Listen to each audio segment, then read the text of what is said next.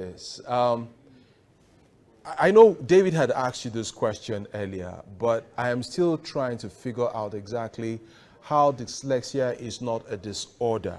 Okay. Now, I recall that a couple of years ago, I think 2-3 years ago, there was a video that trended. I don't know if you recall, where a man kept slapping his son. Yes. And berating him for not being able to spell. I mean, is it spell or now fail an exam? Yeah. I mean, the boy actually was quite grown, and that, of course, generated a lot of conversation on Twitter, so much so that even the popular activist Aisha Yesefu had to even come out and also speak on it, giving an example, citing an example of her own child, one of her children, and all of that.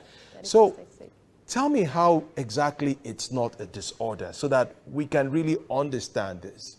Okay, so thank you for that question. I remember that video, and I thank Aisha Yesufu also for speaking up. She's spoken with us too because her child one of her children is dyslexic.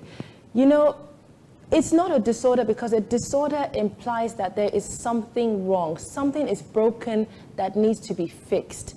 But that's not what dyslexia is. Dyslexia is there's a way that the brain is structured that allows it to process information in a different way. It's not that it cannot process the information.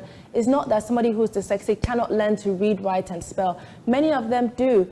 Agatha Christie, you know, everyone knows her for all her literature work. She was dyslexic. So an individual who is dyslexic can absolutely learn to read, write, and spell, but they might not be able to do that with the conventional way of teaching.